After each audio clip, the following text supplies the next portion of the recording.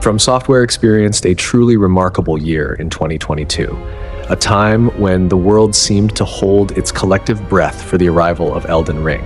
When it finally landed, it was nothing short of a massive triumph, capturing the imaginations and hearts of millions across the globe. It was no surprise to see it crowned as the Game of the Year at the prestigious Game Awards. This monumental success did more than just sell copies. It propelled the entire environmental storytelling approach, often referred to as the Souls-born or Souls-like style, to levels of mainstream exposure that were previously unforeseen. Yet, even as we explore the vast lands between, I find my thoughts drifting back to the roots of this movement.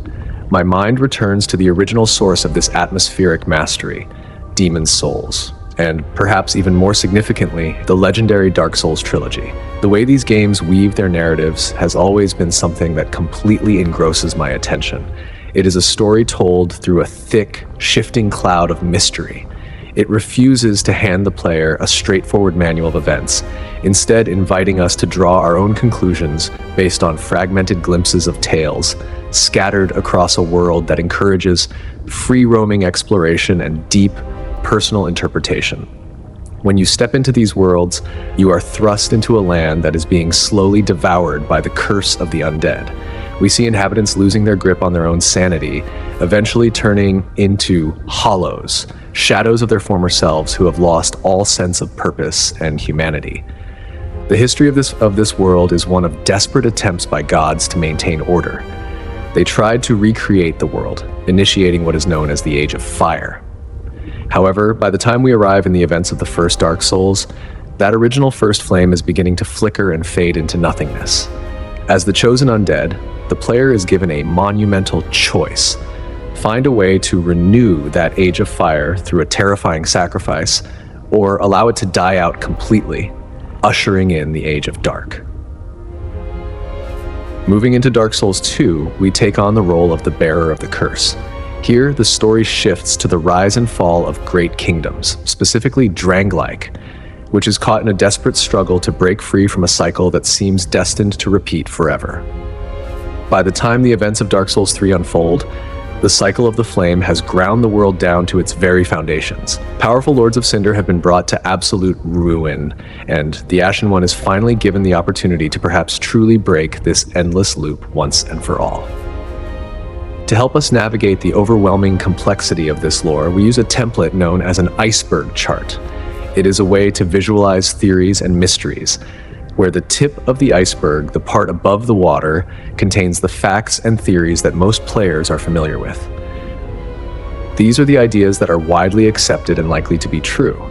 But as we start to look further down below the surface, the theories become increasingly peculiar, perplexing, and speculative. Over time, we have looked at individual charts for each game in the trilogy, but like many of you, I find the allure of this world impossible to resist. Today, we are going to dive into what I would call a definitive iceberg that covers the entire Dark Souls trilogy as a whole. We are going to enhance and correct some of the ideas we have discussed in the past, while also introducing fresh points of discussion pulled from various corners of the internet. There is a lot to cover, and to make the conversation feel as fluid as possible, I am going to break one rule. We will be shuffling the theories around. This means some ideas that might traditionally sit at the top of an iceberg might be saved for later to ensure the narrative flow of our discussion remains consistent. So, let us prepare ourselves to depart once again and traverse the ever-expanding depths of the Dark Souls universe. We begin with an enemy that has become a symbol of frustration for almost every player who has ever picked up a controller in this series. The basilisks. These creatures, often called cursed toads, are found across the entire Dark Souls trilogy and even make a cameo in Elden Ring. They are perhaps the most annoying obstacles in the game because of their ability to spew a thick, gray, deadly mist. If you stand in this mist for too long and ingest enough of it, you die instantly. It is a harsh mechanic, and Hidetaka Miyazaki clearly takes a certain level of delight in making his worlds feel genuinely dangerous. But there is a very specific basilisk that deserves our attention, one found in a location called the Great Hollow, If you pay very close attention to your soul count the moment you enter this area, you might notice something strange. You receive exactly 400 souls for doing absolutely nothing. As it turns out, 400 is the exact number of souls you get for killing a basilisk. Through an investigation of the internal world layout and mapping information, it was discovered that a single basilisk is actually trapped outside the physical boundaries of the map. It is essentially cursed to fall and die every single time a player enters the area. It is a bit of poetic justice. While these creatures spend their time cursing us, this one is trapped in an infinite loop of its own demise. The basilisks are not just dangerous, they are visually terrifying. When you look at them, your eyes are immediately drawn to those massive, bulbous yellow orbs on the top of their heads. However, the game has played a trick on us. Those are not actually eyes at all. They are merely growths or decoys. If you look very closely at the base of their snouts, you will see two tiny black specks. Those are the real eyes. This is a fascinating bit of creature design that mirrors biology in our own world. Many animals, like certain species of butterflies, frogs, or birds, use fake eyes as a defense mechanism to intimidate potential predators or confuse their prey. In the context of Dark Souls, these fake eyes serve as a psychological deterrent, making the creature look much larger and more threatening than it actually is. But there is also a mythological layer to this. Basilisks have been a part of European folklore for centuries. In ancient texts, such as Pliny the Elder's Natural History, the basilisk was described as a creature so toxic that its very breath could wither shrubs and crack stones. It was said that its gaze alone was enough to bring death to any living thing. In the first Dark Souls, these enemies have a chance to drop an item called the Eye of Death. This item is used to spread disaster and misery across the worlds of other players. Some fans have suggested that the massive fake eyes on the basilisk's head might actually be the containers for their toxic gas, serving as literal eyes of death. While this is a compelling idea, it is complicated by the fact that in Dark Souls 2, we encounter a variant of the basilisk that lacks these large, bulbous growths, yet is still perfectly capable of breathing out the same lethal mist. This suggests the eyes might be more symbolic or evolutionary in nature, cementing the basilisk's place in a world heavily inspired by the darker corners of human mythology. Beyond the physical threats of the monsters, there is the atmosphere itself. Much like a high-end horror game, Dark Souls uses sound and music to build an almost unbearable sense of suspense. While the boss themes are epic and sweeping, it is the ambient noise that often carries the most weight.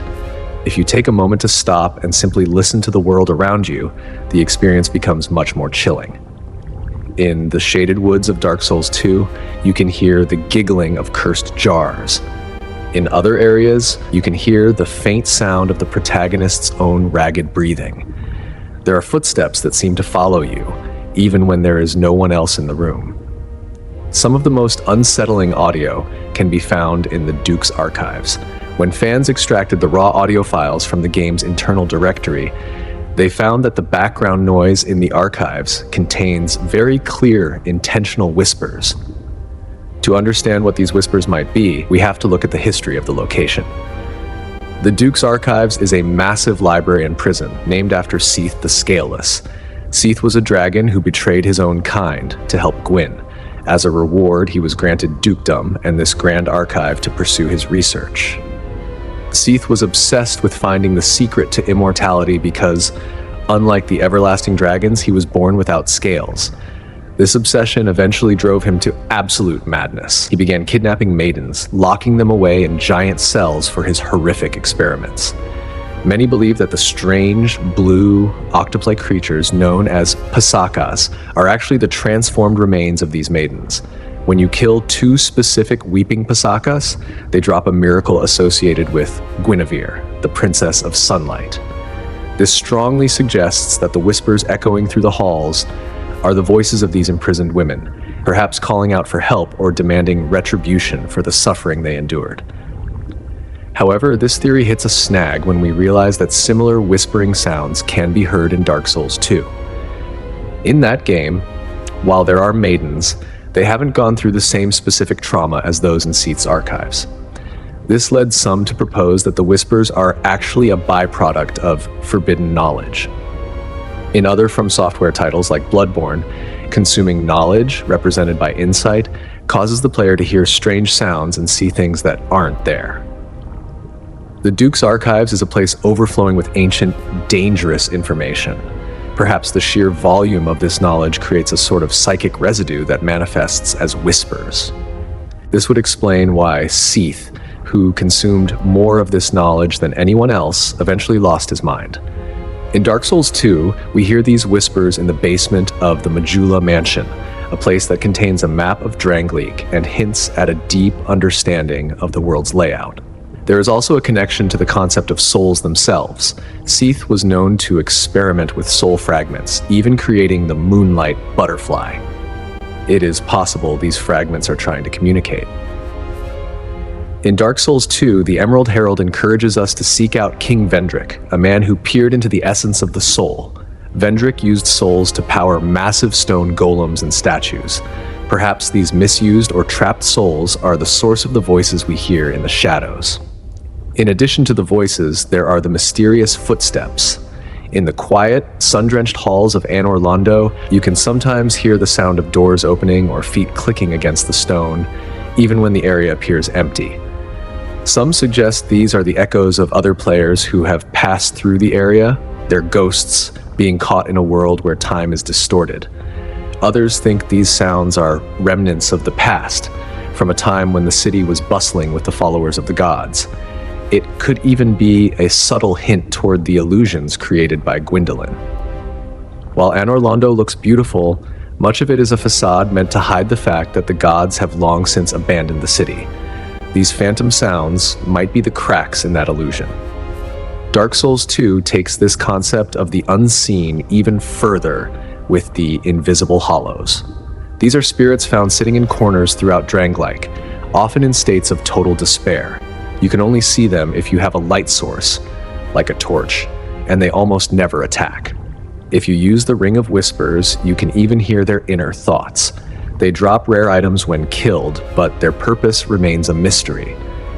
Some think they represent the final stage of hollowing, where a person fades so far from reality that they become physically transparent. However, a more popular theory is that they are the failed experiments of Aldea, the scholar of the first sin. Aldea was obsessed with breaking the cycle of the curse and performed countless experiments on humans and giants alike. Perhaps these invisible beings are the people who simply disappeared into his manor, left to exist as nothing more than translucent observers of a world that has forgotten them. There is another possibility regarding these invisible creatures. In the first game, there is a sorcery called Hidden Body, which originates from the lost land of Ulasile. This magic allows a person to blend into their surroundings, becoming nearly invisible as long as they remain still. It is possible that these hollows were either practitioners of this ancient art or were cursed by it, perhaps as a way to hide from the horrors of the world. They stay perfectly still, hoping to remain unnoticed until the player eventually discovers them and brings their long, quiet suffering to an end. This connection to Ulasile is important because it highlights how much of the series' lore is rooted in the lost parts of history. Much of what we see in the present day of the games is a reflection of things that happened thousands of years prior. As we move down the Iceberg, we find ourselves looking up at the sky, specifically at a place called Archdragon Peak. This is a secret, optional area in Dark Souls 3 that serves as a sanctuary for those who worship the ancient dragons. It is a stunning, dilapidated structure that seems to exist outside the normal rules of the world. One of the most bizarre details in this area is found right next to the first bonfire. There is a stone slab covered in what looks like Arabic inscriptions. For a long time, fans tried to translate this text, hoping it would provide a deep, hidden insight into the history of the dragons. However, when the text was finally deciphered, it turned out to be something completely unexpected. The inscriptions appear to be taken from an Egyptian news article about the Minister of Transport being angry over delays in the construction of a railway hospital. This is a classic example of a strange texture. While some fans tried to argue that this meant Dark Souls takes place in our own world's distant future, the reality is likely much simpler. The developers likely used a high-quality texture of aged stone to give the area a historical feel, and the fact that it contained modern text was probably just an oversight. However, Archdragon Peak is not the only place where the physical world seems to glitch or reveal things it shouldn't. Dark Souls 2 is famous for these kinds of oddities. If you venture into the gutter, a dark and filthy place where the world's unwanted things are discarded, you can find a car tire sitting on one of the pillars. In the Grave of Saints, there is a texture that looks suspiciously like a label from a Heineken beer bottle. Some players even found what look like tire tracks on certain stone surfaces. While it's fun to imagine a lore reason, like a drunken chariot driver, the most likely explanation is that the artists used real-world source photos to create the textures for trash and debris, and some of the modern elements weren't fully removed before the game was released. It adds a layer of meta-mystery to the game, reminding us that even the creators of these worlds are sometimes just trying to fill space with realistic-looking grit. Back in Archdragon Peak, there is a more significant mystery involving a character we know very well, Havel the Rock. Near the corpse of a great wyvern, you encounter an enemy wearing Havel's iconic stone armor and wielding his massive dragon-tooth club.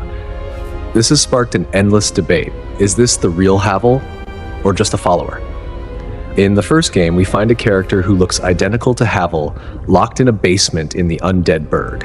A key description tells us that a hero turned hollow was locked away by a dear friend for his own good. Most people assume this friend was Gwyn, and the hero was Havel. However, Havel's own miracle, Great Magic Barrier, explains that he was a sworn enemy of Seath the Scaleless. Havel despised magic and worked to create ways to counter it. Since Gwyn made Seath a duke, there would have been massive tension between Havel and the gods. This has led to the theory that Havel wasn't just a loyal soldier, but a potential rebel. In a hidden room in Anor Londo, we find Havel's armor alongside an occult club. Occult weapons are specifically designed to hunt and kill gods. Perhaps Havel was planning a coup against Gwyn because of Gwyn's alliance with the dragon Seath. If Havel was planning a rebellion, maybe he wasn't the one locked in that basement. Perhaps he faked his own imprisonment by locking one of his followers there, allowing the real Havel to escape and continue his mission. Some theorists go even further, suggesting that Havel eventually found his way to Ash Lake and underwent a transformation. There is a theory that Havel is actually the stone dragon we find at the end of that area. The stone dragon is immortal and immovable, much like Havel himself. We find his Great Magic Barrier miracle on the path to this dragon, which creates a physical link between them. Miyazaki once said in an interview that the stone dragon is not alive in the traditional sense. It is a being that is half living and half elemental. This would fit the theme of a man who wore stone armor and wielded a dragon's tooth. If Havel wanted to become the ultimate counter to magic and the gods, perhaps he sought to become a dragon himself, sacrificing his humanity to become an eternal, unmoving part of the world's foundation. This connection between the knights of the old world and the dragons leads us to the Nameless King. In Archdragon Peak, we face this legendary boss, who is widely believed to be Gwyn's firstborn son. He was the original god of war, a slayer of dragons, until he suddenly betrayed his father and allied himself with the very creatures he was supposed to kill. As punishment, Gwyn stripped him of his status and his name, erasing him from history. For years, fans wondered what his name could have been. One popular theory is that his name was Faram. In Dark Souls 2 and 3, we find the Faram armor set, which is named after a god of war worshipped in a distant land called Farasa. The helmet of this set depicts a knight fighting a dragon, which perfectly mirrors the Nameless King's original role. It's possible that after being exiled from Anor Londo, the firstborn traveled to other lands where he was still worshipped as a deity, but under a different name. Another theory suggests the Nameless King might be Sen, the namesake of Sen's fortress. The fortress is a proving ground filled with traps designed to test those who wish to enter the city of the gods. In Japanese, the name of the fortress, Sen's Old Castle. While some thought Sen was just a mistranslation of the word for thousand, The original text treats it as a proper name. Inside the fortress, we see statues of silver knights, but they have no heads or faces. It's possible this was a training ground used by the nameless king when he was still the commander of Gwyn's armies. The presence of the lightning spear miracle in a mimic within the fortress also points toward him, as lightning was the signature power of Gwyn's lineage. We even find the weapon of a character named Rickard in both Sen's Fortress and Archdragon Peak, creating a physical trail that connects these two locations across the games. The environment of Archdragon Peak itself is an anomaly. To get there, the player has to perform a specific gesture on a rug in the Irithyll dungeon. Suddenly, the dark, eclipsed sky of the end times is replaced by a bright, clear blue sky and a scorching sun. This extreme change in weather suggests that the peak exists in a different time or a different layer of reality. This is similar to the Untended Graves, a dark version of the starting area that is hidden behind an illusory wall in the consumed king's garden. The king, Oseros, was a man obsessed with dragons, much like Seath before him. He tried to transform his own bloodline into dragons, which resulted in his own monstrous appearance and the birth of his invisible son, Ocelot. In his garden, we find the gesture needed to reach Archdragon Peak, and just beyond his boss room, we find a version of the Firelink Shrine that is shrouded in total darkness. The Untended Graves has been a subject of intense study. Is it the past, or is it the future? Most evidence points toward the past. We fight Champion Gundyr there, a version of the first boss who is much stronger and more aggressive. The lore tells us that Gundyr arrived too late to perform his duty. The flame had already gone out and his firekeeper was dead. By defeating him in the past, we essentially set the stage for him to become the Iudex, judge, we meet at the beginning of the game. He becomes a sheath for the coiled sword, waiting for an unkindled who is strong enough to best him. This time-traveling connection is supported by the Shrine Handmaid. If you speak to her for the very first time in the Untended Graves and then go to the normal Firelink Shrine, she will have a unique line of dialogue, subtly acknowledging that she has met you before, long ago. The relationship between light and dark, past and future is the heartbeat of this series. Whether it is a basilisk trapped outside of space, a whisper echoing from a maiden's soul, or a king who traded his name for the friendship of dragons, every piece of this iceberg points toward a world that is deeply interconnected. Every texture, every sound, and every item description is a clue in a massive cosmic puzzle. As we prepare to move into the next part of our journey, we must ask ourselves, is the world we see the real one, or are we just moving through a series of illusions and dreams designed to keep the cycle going? The deeper we go, the more it seems that the truth is buried under layers of ash and time, waiting for someone with enough resolve to dig it up. As the echoes of the bells ring out across the cold mountain air of the trilogy, we find ourselves entering a section of the iceberg that feels particularly crowded. It is as if we are being followed, tracked by entities that exist just on the periphery of our vision. In the land of Drangleic, this feeling of being watched is almost constant. One of the most persistent figures in this regard is the Pursuer. This mysterious knight, hovering just above the ground with a massive great shield and an even larger sword, seems to have a singular purpose: hunting down the bearer of the curse. No matter how many times you defeat him, his resolve never wavers. He appears in various locations, dropping from the sky or emerging from the floor, always intent on banishing the protagonist. The soul of the Pursuer tells us that he seeks the bearer of the sign and will not rest until his target is slain. It is even suggested that he hunts down those branded by the curse as a way to atone for his own sins. But what kind of sins could lead to such a relentless, eternal hunt? One theory that has circulated in the community is that the Pursuer could actually be the chosen undead from the first game. The idea is that after the events of Lordran, the legendary hero eventually lost their mind and became a hollow, only remembering the core mission of hunting the undead. Or perhaps, if they chose the Age of Dark, they are now hunting anyone who might try to link the flame again. It's a tragic thought, imagining our former self becoming a mindless hunter. However, there is a problem with the idea of the Pursuer being a single individual.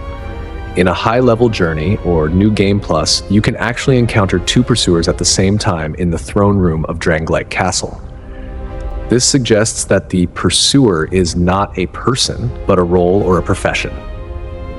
When we look at the original Japanese text for the pursuer's soul, it is referred to as the cursed one's soul, implying that they are part of a specific group.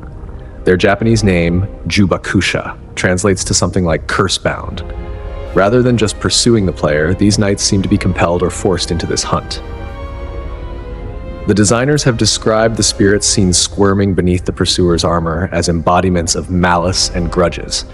Each undead soul they claim might be an attempt to give their own internal curse a purpose, or perhaps they are gathering the grudges of the fallen to empower their own hollow shells. This theme of being followed or watched is not exclusive to the second game. In the first Dark Souls, we meet a legendary figure named Big Hat Logan. He is a master of sorcery from the Vinheim Dragon School, recognizable by his unnervingly large hat, which he wears to block out the noise and distractions of the world while he focuses on his spells.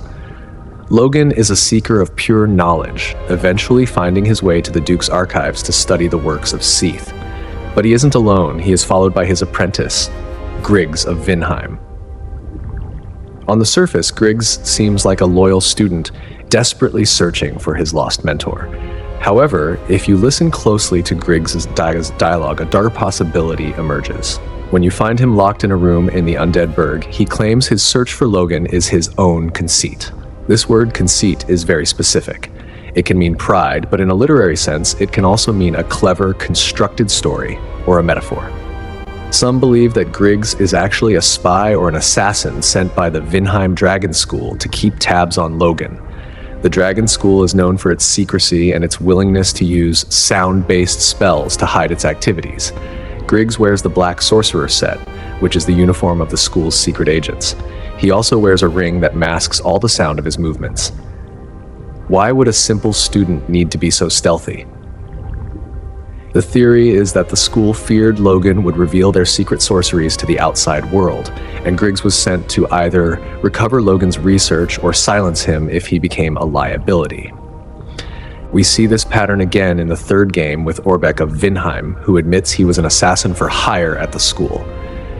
This paints the Vinheim Dragon School as a much more sinister organization than it first appears, one that treats knowledge as a weapon to be guarded at any cost.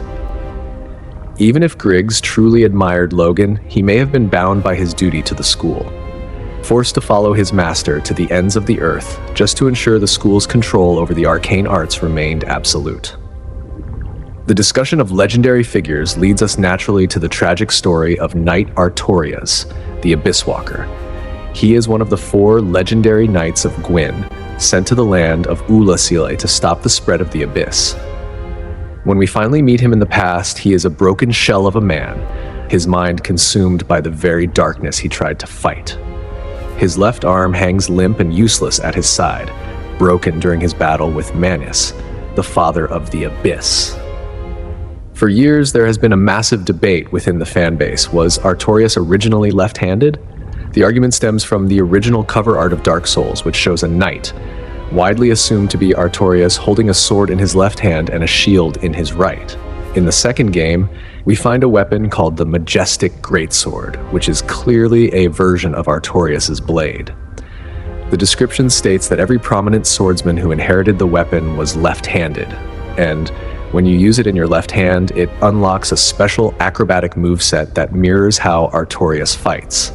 However, when we look deeper into the physical evidence, the left-handed theory becomes more complicated. The cover art that many fans point to was actually created by the Western publisher, not the developers at FromSoftware. The Japanese cover and the internal concept art for the game usually show him as a right-handed fighter. Some have suggested that his broken left arm was actually his shield arm, which he used to protect his companion, the wolf Sif.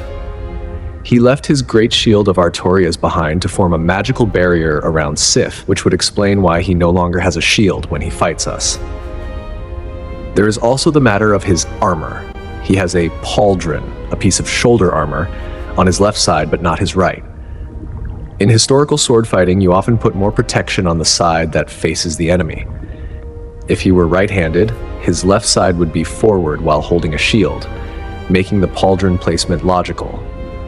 Regardless of which hand was his dominant one, the image of Artorias fighting with a broken arm and a shattered mind remains one of the most powerful symbols of heroism and failure in the entire series.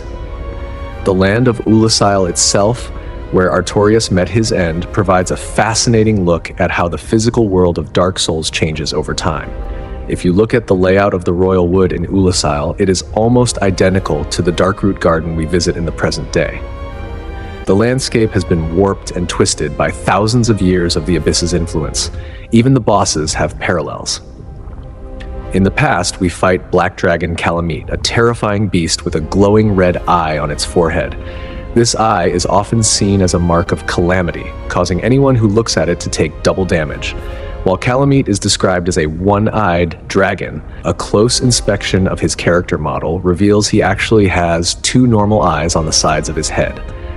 The big red eye is likely a specialized organ or a magical stone embedded in his skull.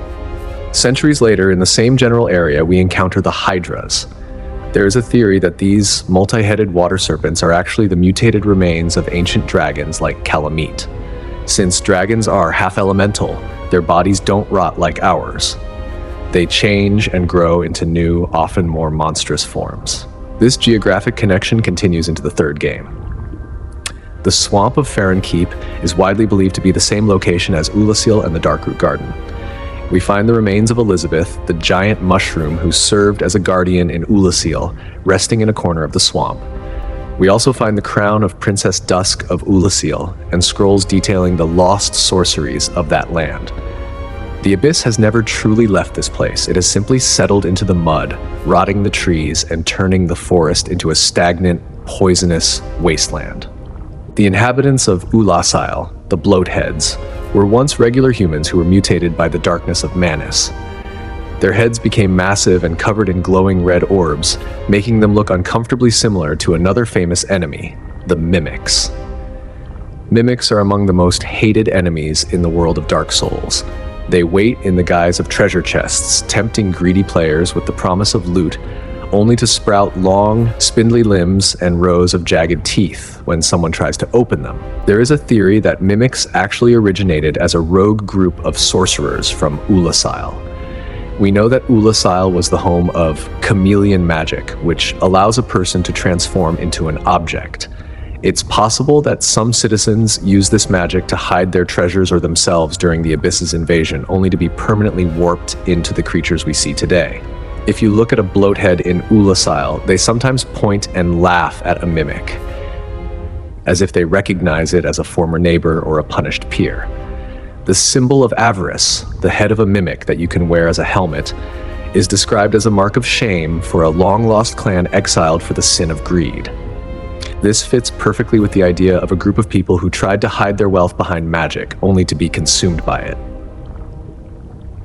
One character who probably would not have been fooled by a mimic is Black Iron Tarkus. He is a legendary knight from the land of Baranik, known for wearing incredibly heavy black armor and wielding a massive great shield.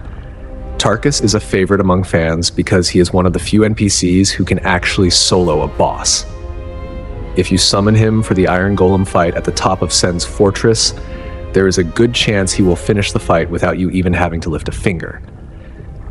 He is the original hero of the game, a man of such immense strength and willpower that he managed to conquer the House of 1,000 Traps, that is Sen's fortress. However, his story ends in tragedy. In the Great Hall of Anor Londo, just below the rafters where the painting of Ariamis hangs, we find his corpse. The mystery of how Tarkus died has led to many theories. Some think he simply slipped while walking across the thin beams high above the floor. It's a bit of an ironic death for a man who survived the swinging axes and rolling boulders of Sen's fortress, but his heavy armor would make it nearly impossible to recover his balance once he started to fall. Others believe he made it across the beams, but was overwhelmed by the painting guardians who protect the hall. There is also a theory that he didn't die in Anor Londo at all, but was thrown there.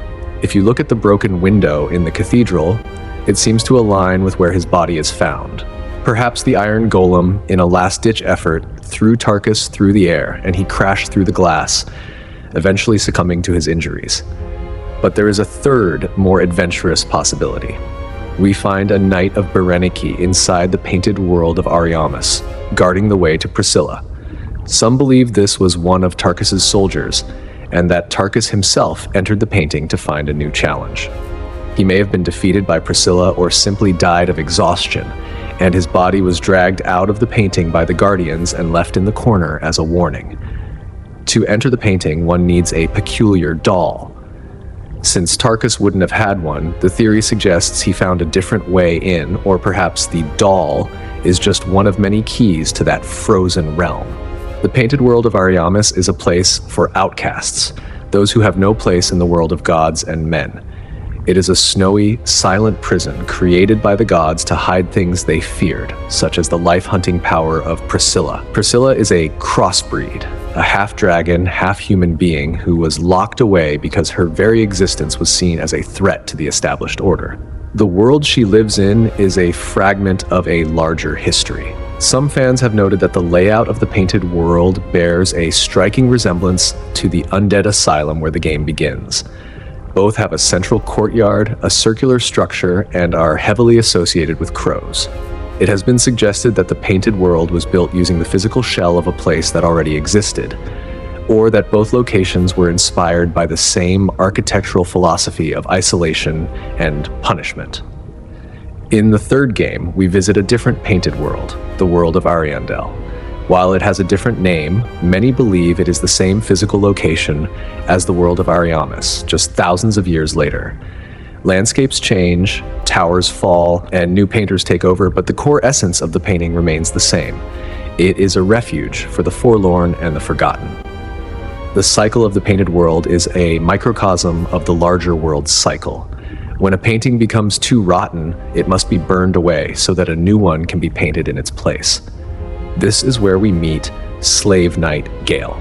He is one of the most important characters in the entire trilogy, serving as the final boss of the series. Gale is a man who has lived through every age, serving as a slave knight for the gods since the earliest days of history. He is driven by a singular, selfless goal: to provide his niece, the young painter, with the pigments she needs to create a new world. To do this, he travels to the end of time to the Ring City to find the Dark Soul of Man. He knows that the Dark Soul is too powerful for any one person to hold, and that it will eventually consume him, but he goes anyway. He eats the Pygmy Kings to gather the soul within his own blood, essentially turning himself into a living vessel for the pigment. There is a fascinating theory that Slave Knight Gale might actually be the bearer of the curse from Dark Souls 2. In the second game, one of the possible endings involves the player walking away from the throne, choosing to find a third way rather than linking the fire or letting it die. This third way could be the creation of a new world entirely, a world within a painting that isn't bound by the cycle of light and dark. Gale's usage of ancient miracles and his sheer resilience suggest he is someone of incredible importance who has survived for untold centuries. If he is the protagonist of the second game, it would add a profound layer of closure to his story. He went from a man trying to cure his own curse to a man sacrificing his very soul to create a cold, dark, and very gentle place where humanity can finally find a home. However, the path to creating this new world is paved with blood. In the third game, we learn that a powerful Lord of Cinder, named Aldrich, the Devourer of Gods, had visions of a coming age of the Deep Sea. This is distinct from the Age of Dark, or the Abyss. Aldrich was once a man of the church who developed a taste for human flesh. His gluttony was so immense that he eventually collapsed into a pile of black, sludge-like matter. He began devouring the old gods to gain their power. When we fight him, he has already consumed Gwyndolin, the Dark Sun. You can see Gwyndolin's pale body being manipulated like a puppet at the top of Aldrich's mass.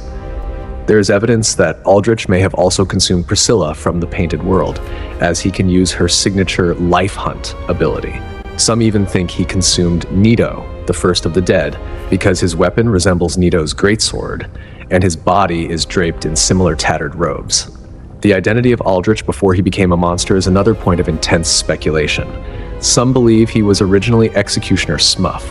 Smo was known for grinding the bones of his victims into his food, a trait that mirrors Aldrich's own cannibalism. Smo was also the only person left in Anor Londo guarding the cathedral, other than the illusions.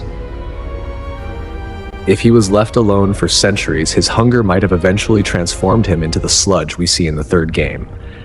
However, others point out that Smo was an executioner, not a cleric, and Aldrich is specifically described as a man of the church who became a saint because of his sheer power. This suggests that Aldrich might be a completely new character, representing the ultimate corruption of the religious institutions that once worshipped the gods. The deep that Aldrich envisioned is a terrifying concept. It is described not as a void, but as a stagnant sea filled with abhorrent things. If the abyss is a wildfire of darkness, the deep is a drowning pool. It is a place where the dregs of humanity settle, the heavy, dark parts of the soul that sink to the bottom of the world. In the third game, we see merkmen rising from these depths, creatures that look like they are made of damp black mud.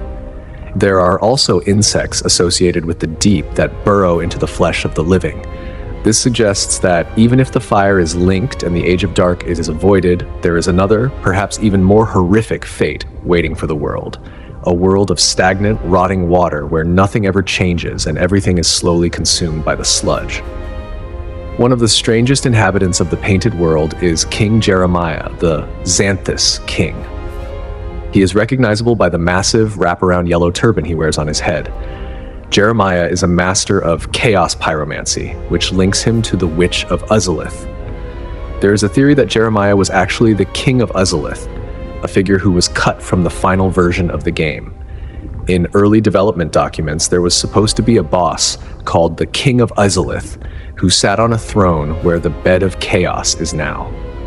When he was cut, his assets might have been repurposed into the character of Jeremiah. This would explain why he is exiled to the Painted World. The gods would certainly fear a king who wielded the power of the chaotic flame. The name Xanthus means yellow, which is a reference to the King in Yellow, a piece of cosmic horror literature that explores madness and decay. In Dark Souls 3, we find Xanthus scholars who study the lost land of Ulasil. This suggests a link between the yellow-clad kings, the ancient sorceries of light, and the ultimate decay of the world. The connections between Ulasil, the Abyss, the Painted World, and the Deep form a complex web that spans the entire trilogy. Whether it is Artorias sacrificing his arm to save a wolf, or Gale sacrificing his soul to save a painter, the theme of sacrifice in the face of an inevitable end is constant. We see heroes becoming monsters and monsters becoming gods. The physical world itself is a character, changing from the lush royal wood to the poisonous Farron Keep, always holding on to the scars of the past. As we move deeper into the Iceberg, we find that the distinctions between these different forces, light, dark, abyss, and deep, begin to blur. They are all just different ways the world is trying to cope with the fact that the fire is going out. As we descend further into the murky layers of this narrative ocean, we find ourselves standing at the edge of a great mystery that defines the middle chapter of our journey, the true nature of Drangleic. This land, the setting of the second installment, has always felt strangely detached from the familiar stone walls of Lordran or the crumbling spires of Lothric. There is an ethereal, almost dreamlike quality to the air in Drangleic, a sense that we are navigating a landscape that is fundamentally fractured. This feeling begins the very moment we start our journey. In the opening cinematic, we see our protagonist, the bearer of the curse, standing before a dark, swirling whirlpool in a forest. They fall into the water, descending into a lightless void, only to wake up in a place called Things Betwixt. This transition is not a simple journey across a mountain range. It is a crossing between worlds. It has led many to speculate that Drangleic is not a physical place in the same sense as the others, but rather a realm that exists in a state of spiritual or psychological transit.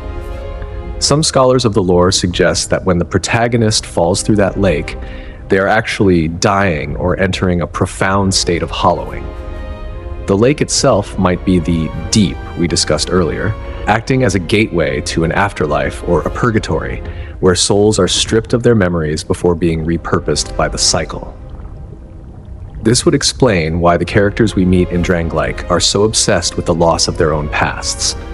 They are all slowly forgetting who they were, where they came from, and why they arrived.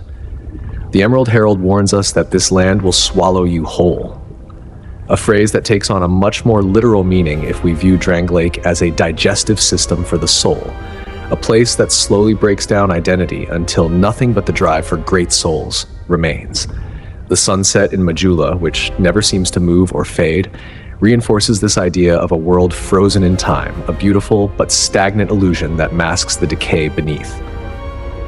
This leads us to one of the most debated physical objects in the entire series: the shattered remains of a large stone bowl found in the basement of an inconspicuous mansion in Majula. To the casual observer, it looks like a pile of rubble.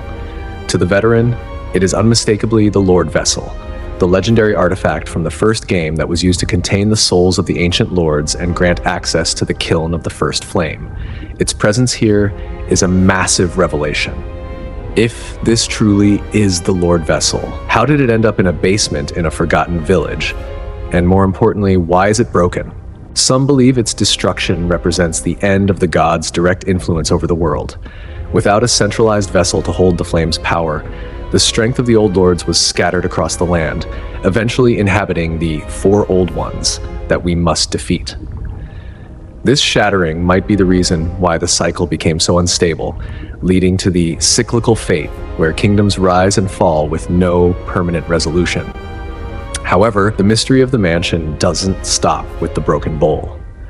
Behind the rubble, there is a completed, intact version of the vessel that can only be seen through specialized viewing tools. While some dismiss this as a simple error in the game's internal structural planning, others see it as a hint toward the convoluted or stagnant nature of time. Perhaps Drangleic is a place where multiple timelines are overlapping, and the mansion exists in two different states at once. The owner of this mansion, according to the records we can find, was a man named Navlon, or at least someone associated with his research. Navlon is one of the most terrifying characters in the series, a sorcerer with a split personality who is locked away in a magical prison. He claims that his other self was an assassin who murdered people while he slept. To stop this, he supposedly sealed himself away.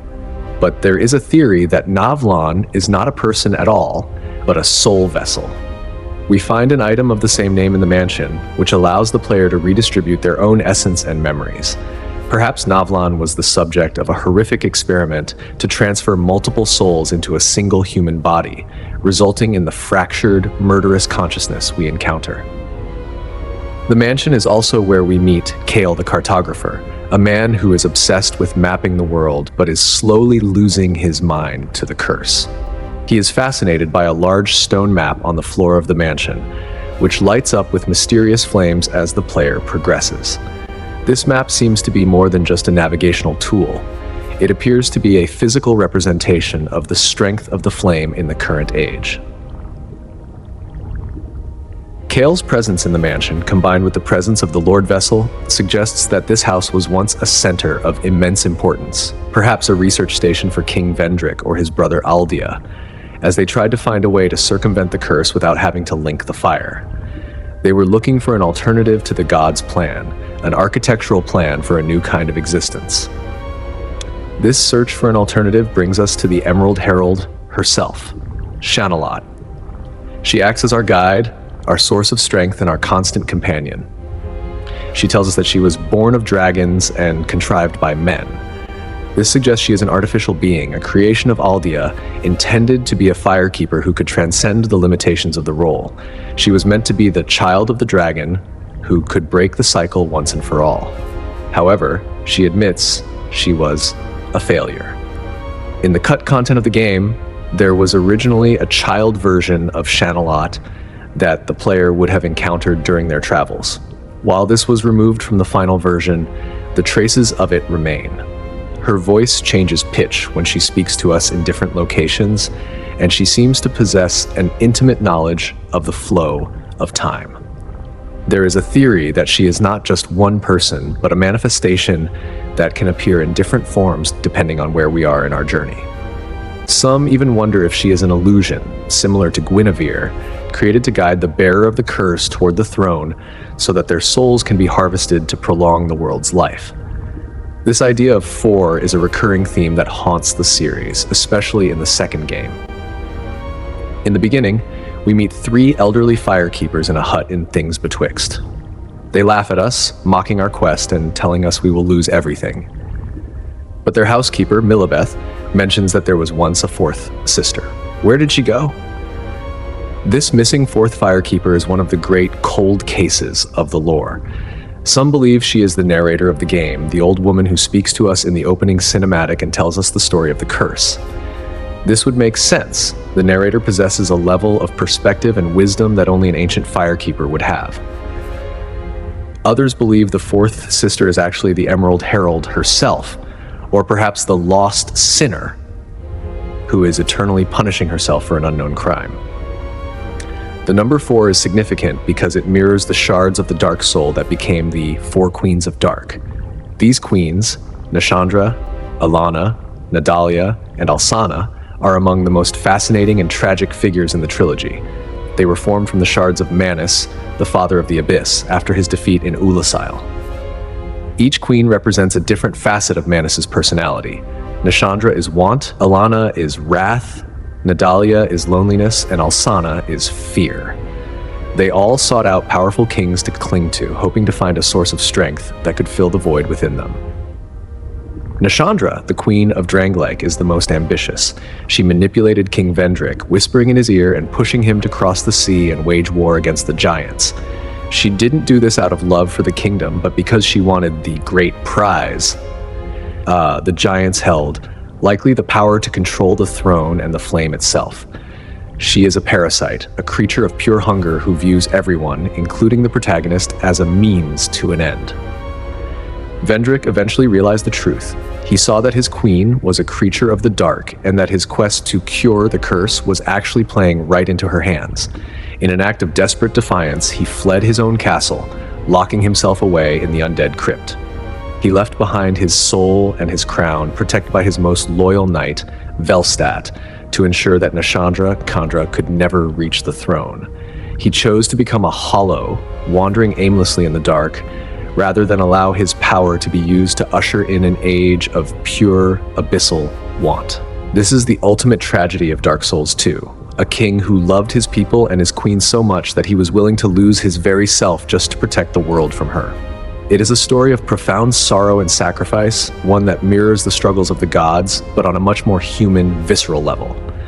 The other queens followed similar paths. Alana, the squalid queen, retreated to an underground city where she sings an eternal, mournful song to a slumbering dragon. She represents the wrath of the abyss, a cold, simmering anger that punishes any who dare to enter her domain. Nadalia, the bride of Ash, arrived at a great tower, only to find her king already dead. In her loneliness, she shattered her own soul into fragments, infusing them into the very idols of the tower, ensuring that she would never truly be alone again. Finally, there is Alsana, the silent oracle, who is perhaps the most unique of the 4. She represents fear, but she used that fear to find redemption. She met a king, the Ivory King, who recognized her nature but loved her anyway. He built his throne over the mouth of the old chaos, sacrificing himself to contain the flames. In response, Alsana spent centuries in frozen isolation, using her power to keep the chaos at bay and honor her husband's memory. She is the only shard of Manus who truly found a way to coexist with the light, showing that even the deepest darkness can find a purpose beyond destruction. This brings us back to the concept of stagnant versus convoluted time. In the first game, Solaire famously tells us that time is convoluted, with heroes from different eras phasing in and out of existence. This was the support for the multiplayer mechanics, explaining how we could summon other players.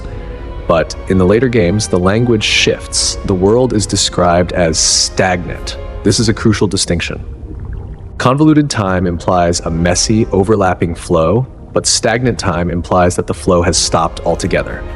The world has been restarted so many times that the boundaries between ages are starting to blur. This is why we see items and locations from the first game appearing in the third, often in ways that shouldn't be physically possible. The world is collapsing in on itself like a pile of wet sand. The cycle is no longer a circle. It is a spiral that is narrowing toward a single, final point of total exhaustion. This exhaustion is what we call hollowing. While we often think of hollowing as the physical process of becoming an undead prune, the lore suggests it is much more a psychological and spiritual process. To be hollow is to lose your drive, your purpose, and your memories. We see this in characters like Luctiel of Mira, who is one of the most beloved NPCs in the second game. She is a proud warrior who came to Drangleic to find a cure for her brother, but as we meet her throughout the game, she slowly begins to forget who she is. Her dialogue becomes increasingly desperate, pleading with us to remember her name because she knows she won't be able to. This is the true horror of the curse. It isn't death, it's the erasure of the self. If Drangleic is indeed a dream or an afterlife, then hollowing is the process of finally waking up or fading away into nothingness. The memories mechanic in the second game allows us to enter the minds of fallen giants and ancient dragons. This further supports the idea that the world of Drangleic is built on the records of the past. When we enter a memory, we are not traveling through time in the traditional sense. We are inhabiting a recorded moment that has become a physical part of the landscape. The past is not gone in Drangleic. It is just buried under layers of fog and forgetfulness. By entering these memories, we are able to see the truth of the war with the giants and the true nature of Vendrick's struggle. We see that the giants were not just mindless monsters, but a proud race that was pushed to the brink by the want of a parasitic queen. The giants themselves are a profound mystery. Unlike the giants of the first game, who looked like massive humans, the giants of Drangleic have holes for faces and skin that looks like tree bark. When they die, they don't rot, they turn into trees. This is a recurring theme in the series, the transition from flesh to wood. We see it in the undead settlement in the third game, where hollows are tied to trees or are sprouting branches from their backs. There is a theory that humanity, and indeed all life, is ultimately destined to return to the state of archtrees. In the beginning, there were only the trees and the dragons. Then came the fire, which brought life and death, light and dark. As the fire fades, the world is trying to return to that original state of gray, unmoving stone and wood. The Great Hollow is not just a location, it is a prophecy of what the entire world will eventually become. This is why the Giant's Kinship, or the Ashen Mist Heart, are so important. They allow us to bridge the gap between the world of the living and the world of the eternal. By understanding the Giants, we understand the cycle of regeneration that keeps the world going. Vendrick tried to steal this power, thinking it was the key to immortality, but he didn't realize that true immortality, the immortality of the dragons and the trees, requires the total loss of the individual self. You can be eternal, but you cannot be you. This is the first sin that Aldea speaks of. Gwyn tried to force the world to remain in the Age of Fire, denying the natural transition to the Age of Dark or the Age of Eternity. He broke the natural structural design of the universe to protect his own power, and the entire trilogy is the story of the world trying to heal from that wound. Aldea, the scholar of the first sin, is perhaps the only character who truly understands this. He is a monstrous, fiery being who appears at bonfires to challenge our assumptions. He asks us if we truly want to link the fire, or if we are just following a path that has been laid out for us by those who fear the dark. He represents the voice of doubt, the reminder that the hero's journey might just be a glorified suicide mission designed to keep a dying system on life support. He isn't a villain. He is a scientist who has seen the records of 1,000 failed kingdoms and is looking for a way to exit the frame entirely. He doesn't want to link the fire or let it die. He wants to find a way for humanity to exist outside of the cycle altogether. As we transition from the physical rot of the world into the deeper, more spiritual layers of our journey, we find ourselves plunging into the depths of the primordial past. Here, in the lightless corners of history, we encounter the true architects of the world's recurring cycles, the primordial serpents. These beings, Kingseeker Frampt and Darkstalker Cathay, are perhaps the most manipulative forces in the entire Dark Souls universe. They exist in a strange, liminal space, popping their long, toothy necks out of the ground to offer guidance to the chosen undead, but their motives are always veiled in shadow. Frampt, the one who greets us in the Firelink Shrine after we ring the bells of awakening, presents himself as a loyal servant of Lord Gwyn. He encourages us to succeed the Great Lord, to gather the powerful souls of the old world and sacrifice our own life to prolong the Age of Fire. He speaks of duty, of nobility, and of the preservation of a world that would otherwise fall into darkness. But then, if we are curious enough to explore the abyss of New Lundo, we meet Katha. He tells a very different story. Cathay claims that Frampt has lost his sense and is trying to trick us into maintaining a dying age of gods that was never meant for humans. Cathay urges us to let the fire die, to become the Dark Lord, and to usher in the Age of Dark, which he identifies as the true Age of Man. This conflict between the two serpents is the foundational tension of the entire first game, yet as we look closer at the internal records of their behavior, we start to wonder if they are truly enemies. When we choose Cathay's ending, the ending where the flame is abandoned, we see a host of primordial serpents bowing to us. Crucially, Frampt is among them. He doesn't look angry. He doesn't look betrayed. He bows alongside Cathay, stating that they will serve their new highness. This has led many to speculate that the two serpents are actually working together, or are even different heads of the same monstrous entity. The theory suggests that the serpents are not concerned with which age wins, but only that the cycle continues. They are the gardeners of the world, pruning the weak and testing the strong to see who is worthy of ruling the next era. Frampt plays the role of the light head to test those who are loyal and selfless, while Cathay plays the dark head to test those who are ambitious and seeking the truth. Together, they ensure that the world is always in a state of transition, never fully dying but never fully healthy. In the historical records of the land of Ulasil, we hear mentions of a two-faced serpent who tricked the citizens into upturning the grave of the primeval man, Manus. This act of curiosity and greed led to the birth of the Abyss and the destruction of Ulasil. If the serpent was indeed Cathay, then he has been manipulating humanity into self-destruction for thousands of years, always promising salvation through the dark, only to leave behind a trail of bloated, mutated victims. This manipulation continues into the final chapter of the trilogy. In Dark Souls 3, we learn about the Sable Church of Lundor, an organization dedicated to the Hollows and the rejection of the fire. The church is led by three sisters, Frida, Yuria, and Lilian, but their internal directives are said to come directly from a primordial serpent. When Yuria of Lundor dies, her final words are a desperate plea to Cathay, indicating that his dying wish was for the flame to be usurped.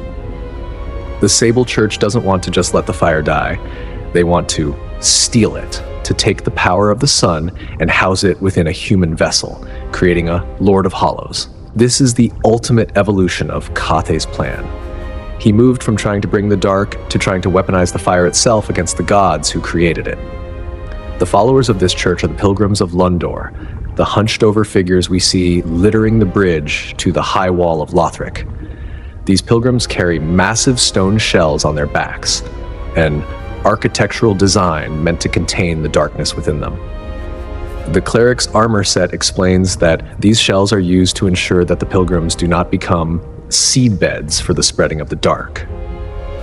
This is a fascinating bit of world building because it suggests that the darkness is not just a concept, but a physical parasite that wants to grow and sprout. We see this in the pus of man, the black, oily serpents that burst out of hollows and bosses throughout the game. There is a theory that the pilgrims are not trying to stop the darkness, but are actually germinating it. They travel to the heart of the kingdom so that when they finally die, the darkness within them can blossom into something new.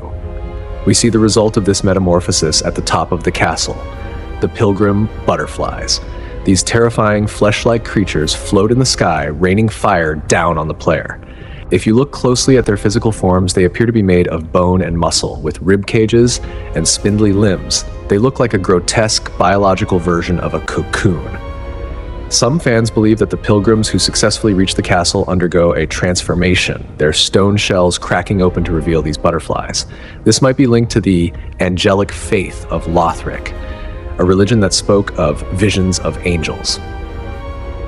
Gertrude, the daughter of the Queen of Lothric, was said to have been visited by an angel, a celestial being who taught her powerful miracles but also left her blind and mute. Perhaps these angels were not divine beings at all, but the fully matured forms of the darkness that Cathay and the Sable Church were trying to spread.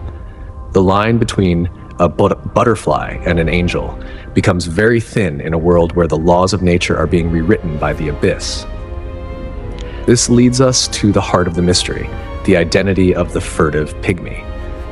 In the beginning, 4 lords found the souls within the flame, but the 4th was the pygmy, who found the dark soul. This being is described by the narrator as so easily forgotten, and indeed his identity is the greatest secret in the lore. For a long time, the primary candidate was Manus, the father of the abyss. He was a primeval human whose soul was extraordinary and who clearly possessed a massive amount of dark power. But the historical records in the Ring City DLC complicate this. We see 8 pygmy kings who have lived since the dawn of time, ruling over a city that Gwyn gave to them as a gift, or a prison. If there were 8 kings, who was the one mentioned in the original legend? There is a theory that there was a 9th king, the true furtive pygmy, who was indeed forgotten by history. This leads us to one of the most surprising and popular theories in the entire community, the idea that Patches is the furtive pygmy. Patches is the only character who appears in almost every game in the series, including the spiritual precursors. He is unbreakable, seemingly immortal, and has a deep-seated hatred for clerics and the greedy rubbish who seek power. He survives until the very end of time, appearing in the Ring City as Lap, an amnesiac hollow. When he finally regains his memories, he performs one last act of kindness and trickery for the player before disappearing. The theory suggests that Patches, the most easily forgotten and dismissed character in the game, is the one who has held the original Dark Soul all along. His simple, humble nature, devoid of the grand ambitions of the gods, is what allowed him to survive while everything else crumbled. He represents the true nature of humanity, a survivor who refuses to be part of the grand, sacrificial cycles of the highborn lords. However, others believe the furtive pygmy is someone else entirely. Some point to Velka, the goddess of sin. She is a figure of immense power who seems to exist outside the traditional hierarchy of the gods. Her miracles are associated with the dark, and she is the one who pardons those who have sinned against the established order. If the first sin was the linking of the fire, then Velka might be the one who oversees the punishment of the gods. If she was the one who found the Dark Soul, she could have used it to create the systems of judgment and retribution that define the world's moral landscape. But Miyazaki has stated in internal records that the pygmy was male, which makes the Velka theory less likely unless we consider the possibility that the pygmy's soul was passed down or shared. While we ponder the identity of the first humans, we must also look at the knights who tried to protect the old world. Dragon Slayer Ornstein is a figure of constant fascination because he seems to be everywhere at once.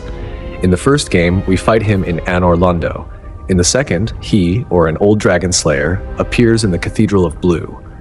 In the third, his armor and weapon are found in Archdragon Peak, near the Nameless King. How can he be in so many places? The illusion theory is the most common explanation. Gwyndolin, the master of illusions, created a fake Ornstein to guard the cathedral while the real one left to find his former commander, the firstborn son of Gwyn.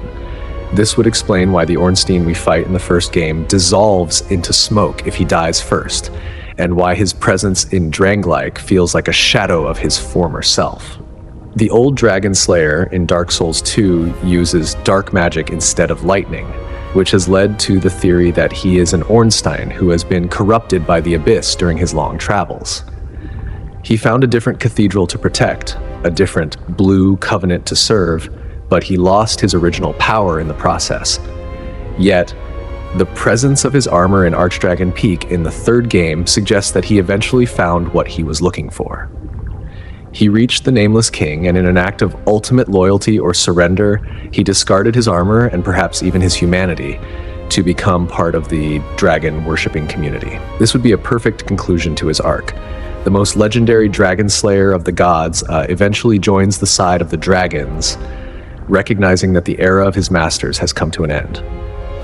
This theme of transformation and hidden identity brings us to Rosaria, the mother of rebirth. She is found in the Cathedral of the Deep, a silent goddess who can change the player's physical appearance and abilities in exchange for pale tongues. She is surrounded by man-grubs, creatures that look like distorted biological versions of humans who have been reborn too many times. Who is Rosaria? The connections to Guinevere are overwhelming. Her internal records reveal that she can be transposed into a miracle associated with Guinevere. She is a motherly figure associated with a bed, much like the Princess of Sunlight, but there is also a connection to Gertrude. Rosaria is mute, and Gertrude was blinded and muted by her encounter with an angel. It is possible that Rosaria is Gertrude, who fled the Grand Archives after the kingdom fell and was taken in or imprisoned by the Church of the Deep. There is a darker theory, however. Some believe Rosaria is actually the Queen of Lothric herself, the wife of King Oceiros, and the mother of the twin princes. When the kingdom was consumed by the obsession with dragons and the linking of the fire, the queen fled. Some say she was the one who gave the hidden blessing to the pilgrims. If she fled to the Cathedral of the Deep, she may have been robbed of her tongue by her own firstborn son, perhaps the Prince Lorien or even the Nameless King, to prevent her from revealing the truth of the royal family's corruption. This would explain why the knight Leonhard is so obsessed with her. Leonhard is a highborn knight who serves Rosaria with a religious fervor. He eventually kills her, taking her soul back to Anorlundo, specifically to Guinevere's old bedchamber. Leonhard's actions are often seen as a betrayal, but they might be an act of mournful empathy. He sees that Rosaria is being used as a prop by the fingers of the church, her power of rebirth being exploited to create monsters. By killing her and taking her soul to the original home of the Princess of Sunlight, he might be trying to restore her, to bring her back to a place of dignity where she can finally rest. He calls her a goddess, and his anger toward the player for trying to ravage her soul suggests that he views her as something sacred that has been defiled by the world. It is a classic Dark Souls story, a knight who commits a horrific act out of a twisted sense of love and protection.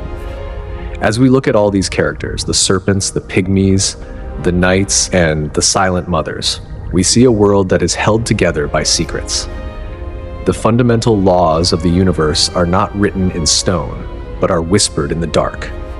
Every identity is a mask, and every mask hides a history of sorrow and manipulation. The serpents guide us, the pilgrims follow us, and the knights search for a master who has long since been erased from the world. We are walking through a graveyard of legends, and every grave we uncover reveals another layer of the deception that keeps the fire burning. The rite of kindling that we take from Pinwheel in the first game is a perfect example of this. Pinwheel is a tragic figure, a man who tried to weave 3 souls together to bring back his dead family. He failed, becoming an abomination that is barely capable of defending itself. But he held the secret to feeding the fire. This suggests that the very act of maintaining the world's life is something that was stolen from the dead. The gods didn't create the way to link the fire, they discovered it, or perhaps they forced someone like the pygmy to reveal it. Everything we do in these games, every boss we kill, and every soul we claim is part of a structural design that was built on theft and sacrifice. As we prepare to enter the final layer of this iceberg, we must realize that there is no easy way to understand the truth. The world is too old, too stagnant, and too full of lies. But in the silence between the whispers, we can see the patterns. We can see the way the past repeats itself, the way the dark always finds a way to blossom, and the way the heroes always end up as shadows. The journey from the Undead Asylum to the Ring City is a long one, but it is all part of the same story. The story of a world that refuses to die, even when it has forgotten why it wanted to live in the first place. This brings us to the ultimate question of the trilogy. If everything is a cycle, and every hero is an illusion or a puppet, does our choice even matter? The narrative directives of the series suggest that our choices might not change the world, but they change us. Whether we link the fire like Solaire, search for the truth like Logan, or reject the entire system like Aldia, we are defining what it means to be human in a world of gods. We are finding our own light in a world that is slowly but surely being swallowed by the deep sea. The deep is not just a destination, it is a destiny. It is the final state of a world that has been linked too many times. It is the place where all the dregs, the heavy, dark, and unmoving parts of the soul eventually settle. If the fire is the sun and the dark is the shadow, then the deep is the cold, silent ocean that exists when both are gone. It is the gentle place that the painter tries to create, a place of stillness and peace. But to get there, we have to pass through the fire and the abyss.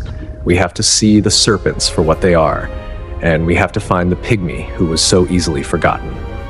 Only then can we truly understand the internal logic of the world we have spent hundreds of hours trying to save. We now reach the final, most profound layer of our exploration, the foundation upon which the entire universe of Dark Souls is built. To understand the true nature of this world, we must travel to its lowest physical point, a place that exists far beneath the poison of Blighttown and the lightless tombs of the giants. We arrive at the Ash Lake. This location is a vast, quiet expanse of gray water and white sand, stretching infinitely into a horizon filled with massive, towering pillars. These are the Archtrees, the eternal structures that support the entire world of the living above. In the beginning, before there was fire, there were only these trees, the everlasting dragons and a world shrouded in gray fog. The Ash Lake is a remnant of that primordial era, a place where time has no meaning and the cycles of light and dark have not yet reached. It is the most stagnant place in the entire trilogy, and its presence provides the ultimate context for everything we have discussed so far. While standing on the shores of this ancient sea, we are struck by a sense of scale that makes our struggle feel insignificant. One of the most haunting mysteries of the Ash Lake is the presence of a massive, fossilized skull half buried in the sand. Its origin has been a subject of intense debate for a decade. Some believe it belongs to a giant who fell from the tombs above, a tragic victim of the world's vertical construction. However, a more compelling theory suggests that this skull belongs to the legendary blacksmith deity mentioned in the historical records of the first game. The Titanite chunks and slabs we use to strengthen our weapons are said to be fragments of a legendary slab that belong to this nameless god. The runes carved into these chunks are associated with the U tree, which in European mythology is often linked to the world tree that connects different realms. If the blacksmith god was harvesting his materials from the Archtrees themselves, his presence in the Ash Lake would be logical. He was the one who forged the weapons of the gods, using the eternal substance of the trees to give Gwyn and his knights the power they needed to overthrow the dragons. To see his massive, empty skull rotting on the beach is to see the final, quiet end of the Age of Myths. The Archtrees are not just pillars, they are biological entities that seem to have a connection to the very concept of life. We see this in the Great Hollow, the massive hollowed-out tree that we must climb down to reach the lake. Inside, the world is a mess of tangled roots and mushrooms. There is a theory that the hollowing of humans is physically mirrored by the hollowing of these trees. As the world loses its vitality and the fire fades, the Archtrees become brittle and empty, eventually collapsing and taking the civilizations built upon them down into the ash. This brings us back to the theory of the giants in Dark Souls 2. When those giants died, they turned into trees. If we follow this logic to its ultimate conclusion, then the entire Ash Lake, with its thousands of pillars, is a graveyard of 1 trillion souls from previous cycles, all of whom have returned to their original arboreal state. The world is not just built on trees, it is built on the corpses of the past. In the middle of this graveyard stands the Stone Dragon, one of the few surviving everlasting dragons. It sits in total silence, unmoved by our presence, allowing us to join its covenant and even cut off its tail without retaliation. This creature is immortal in the sense that it is part of the landscape. It does not possess a soul like the beings born of the fire. It is a manifestation of the gray world that existed before. This contrast between the elemental immortality of the dragons and the burning life of the fire dwellers is the core tragedy of the gods. Gwyn and his kin wanted to be eternal like the dragons, but they were born of a flame that is, by its very nature, destined to consume itself and go out. They tried to use the internal mechanics of the soul to mimic the dragons, but all they achieved was a hollow imitation that required constant, horrific sacrifice to maintain. This brings us to the most enigmatic of the original lords, Gravelord Nito, the first of the dead. He resides in the deepest part of the Tomb of the Giants, resting in a massive sarcophagus. Nito is a being made of countless skeletons, a literal mountain of death draped in a cloak of shadows. While Gwyn represents the light and the Witch of Izalith represents the life-giving and life-warping flame, Nito represents the finality of the end. He was the one who unleashed a miasma of death and disease upon the dragons during the ancient war. Yet, despite his fearsome appearance, Nito seems strangely passive. He doesn't seek to expand his influence or conquer the world, he simply waits. He is the guardian of the first death, ensuring that the cycle of life and death remains intact. The mystery of Nito is his relationship with the rite of kindling. As we discussed, the pathetic scholar Pinwheel managed to steal a portion of Nito's power to experiment with resurrection. This suggests that death in the world of Dark Souls is not a void, but a resource. The souls of the dead are what fuel the fire, and Nito is the one who manages that supply. There is a theory that Nito was actually 3 separate beings who merged into one, mirroring the 3 faces of Pinwheel. If you look at the architectural layout of Nito's arena, there are 3 empty coffins. One is the one Nito climbs out of, and the others are scattered nearby. This could imply that death itself is a collective experience, a merging of identities into a single, quiet darkness. When we kill Nito, we aren't just defeating a boss, we are disrupting the world's ability to process death, which might be why the world of Dark Souls 3 is so full of stagnant, unrotting corpses that have nowhere to go. On the opposite side of the spectrum of the original lords is the Witch of Izalith. Her story is one of the most significant failures of design in the history of the world. When the first flame began to fade for the first time, the witch tried to recreate it using her own soul and her mastery of fire sorcery. The result was the Bed of Chaos, a distorted, parasitic heart of fire that gave birth to the demons. This was not the controlled fire of the gods, but a wild, mutating chaos that transformed the witch and her daughters into monsters. We see the survivors of this tragedy throughout the games, Quelaag and her sister, who were fused with spiders, and the Ceaseless Discharge, a massive, weeping titan of lava who was the witch's only son. The chaos represents the danger of trying to force the world to be something it isn't. Gwyn tried to prolong the fire, but the witch tried to replace it, and her failure left a permanent scar on the world that persists until the very end. The demons born of the chaos are a unique race in the trilogy. They aren't hollows, and they aren't gods. They are a separate branch of life that is fundamentally tied to the existence of the chaos flame. In the third game, we see that the demons are dying out. The old king's antechamber is filled with the charred, unmoving remains of hundreds of demons who simply ran out of energy as the chaos flame finally flickered out. This is a profound moment of narrative closure. The great threat that defined much of the first game has simply faded away, not through a grand battle, but through the natural exhaustion of their source. It serves as a grim warning for the Age of Fire. Everything born of a flame must eventually become ash. The one individual who tried to find a logical path through this chaos was Seath the Scaleless. As we noted, Seath was a traitor to his kind, a dragon born without the scales of immortality.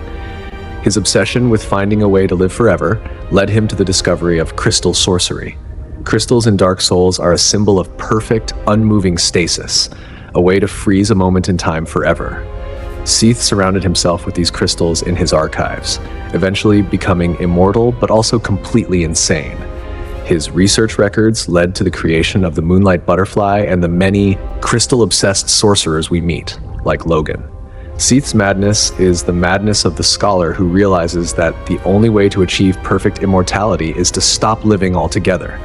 Life is change, and change is decay.